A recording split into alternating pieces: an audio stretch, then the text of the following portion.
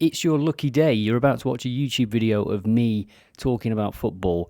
It's from That Football Stats podcast. If you enjoy it, let me know in the comments. Let me know if you agree with what I'm about to say. And if you like it up here, give it a like down here. In this one, we're going to talk about potentially the biggest game of the weekend because we've got Newcastle, Manchester United on the Saturday. And then we've got Manchester City, Spurs, which is what I'm going to be talking about in this one. We'll start with the away side. And for Spurs, I think everybody's got this image in their mind now of how Ange Postecoglou wants to play and what we almost expect from them now. But at this moment in time, with the injuries that they've got, I don't think they're capable of hitting the heights, certainly, that we saw at the start of the season from them. Even just the type of football. If you're replacing Bentancur with Højbjerg, especially away at Man City, you're going to get a different type of player. It's not going to be the same role as Bentancur. You're not going to have the quick passing out from the back. There was times against Villa where he gets on the ball and he just puts his foot on the ball and then he looks back and then he looks forward and then he makes an okay pass, but there is a delay in his actions. And even for the offside goal for Son, if he hits that pass first time, as a more creatively aware player might have done, fine margins in the Premier League. You don't need to tell Spurs about that this season. Even in that last game, a few offside goals. And whilst Ange has injury issues, he might take a little bit of confidence. He might be encouraged by City's performance in the Champions League. Certainly Akanji and Diaz in that first half, really shaky up against Openda for Leipzig, who scored twice. Great game for him. And even past that, in the last sort of 3 or 4 weeks, Diaz has had a few wobbly moments. Gvardiol as well, against Chelsea especially. Diaz giving away that penalty in the last moments against Chelsea. It's not been a fantastic month or so defensively for Manchester City. They've conceded in 4 of the last 5 games played. It's unlike them, but I don't think Pep will be losing any sleep over it.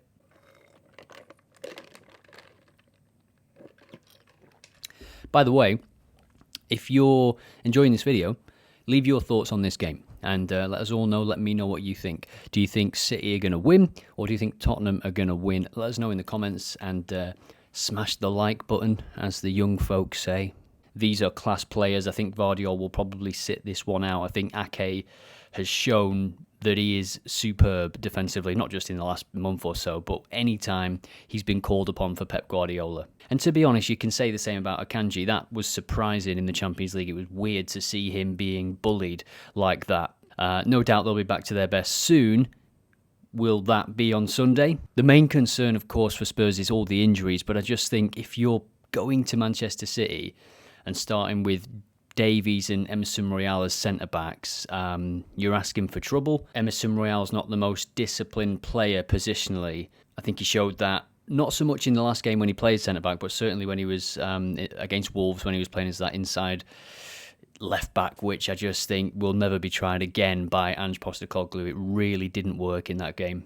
So Udogie being back is massive for them. Although I would like to see in this game Johnson playing on the left. I called for it before the Villa game because I'm excited by the potential of that link-up with Udogie and Johnson. Both very good players going forward. Brian Hill came in and played on the left and he's okay, but I think he'll be back out of the team for sure against Man City. Johnson to the left, Kulusevski back to the right, Lo Celso in as the number 10, and then Højbjerg coming in next to Basuma or Sarr. Not too sure on Sarr's hamstring injury, but if he's back, I would probably play him. If you can get both Sarr and Basuma in there, then you better your chances. I mean, Højbjerg, defensively, he can have great games, to be fair to him. But he also just needs those players near him in the midfield that he can just release it too quickly. Your players like James Maddison, even Basuma and Sarr as well. Bentancur's injury, that is a real blow for Tottenham at a time when they really didn't need any more injuries. Given what I've seen from City's defence in recent weeks, I do think Tottenham can cause them some issues. But the thing is, you have to score a few goals to beat this Man City team. Leipzig in the most recent game, a good example of that. They scored twice and they still couldn't get the win because at the other end of the pitch for Man City, they are formidable. And especially this season, Bernardo Silva just, like a fine wine, he is getting better with age, it seems. And Phil Foden's still just 24, is he? Wow, what a player he's going to become. It's early days this season, but it looks like he's really adding that sort of output to his game. He's getting goals, he's getting assists, he's getting plenty of shots away as well. 3 shots on target against Liverpool the other week. And when you look at the Tottenham back line, Udogie has been good going forward, but he has committed a lot of fouls. I think he's committed more fouls than any other player in the Tottenham team. Certainly that was the case as of a few weeks ago. He's not shy of a yellow card either, so that might be one to watch out for. Another Manchester City stat for you, and they have been winning by half-time in every single home game this season. Can they keep it up? Will they start strongly in this game? There has been a Champions League fixture, of course, while Spurs have had a week to prepare for this one. The problem for Ange Postecoglou is he can have all week to prepare for the game, but it's not going to make his players recover any better, and ultimately that is what Tottenham need at the minute. If you look at the first 15-20 minutes against Aston Villa when Bentancur was on the pitch, Tottenham with a better team, they created many chances. Kulusevski hit the post. Ange Postecoglou, if he wants to get anything out of this City game, he needs to find a way through that midfield, because it doesn't matter if you put 4 players in midfield for Spurs and it's Skip, Højbjerg, Eric Dyer, put him in there as a defensive midfielder. It doesn't matter who you put in there. If they can't break those lines, if they can't get around those City players, they're going to lose this game and they're going to concede goals, or they're certainly, at least, Vicario is a very good keeper, so he could keep them in this game, but they're certainly going to concede space to Manchester City. And when you concede space to Manchester City, it usually, 9 times out of 10, leads to an attack, a dangerous attack, a shot, and a goal. I think Bernardo Silva will be buzzing around. I mentioned him at the start. He is a brilliant player. I was trying to think of a better word, but beautiful is actually the right word to use. When you watch him, he glides across the pitch. He gets everywhere. He never makes a mistake. And in recent times, he's always been class, of course. Even at Monaco, he was just glorious. But right now, it seems like he's in a bit of a flow state. He's trying these like back heel flicks first time. They're all coming off. It is a joy to watch.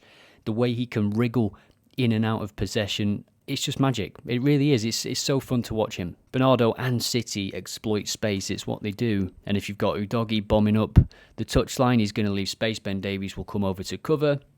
That leaves Emerson Royal on his own in the middle. I think Erling Haaland is probably licking his lips at this proposition. But this is football. This is football. And anything can happen sometimes. You never know. Every player for that Spurs team will need an 8 out of 10 if they're going to get something out of this one. I do believe that. If you're playing with Emerson Royal as a centre-back against Manchester City, Pedro Porro also an attacking full-back who will leave space and does leave space unless Ange retreats and plays a different game. But he's been quite clear in that he doesn't want to do that. And I think that's reflected in the prices that you see for this game. The bookies are expecting Ange to play the way he wants to, despite not having the players to do it.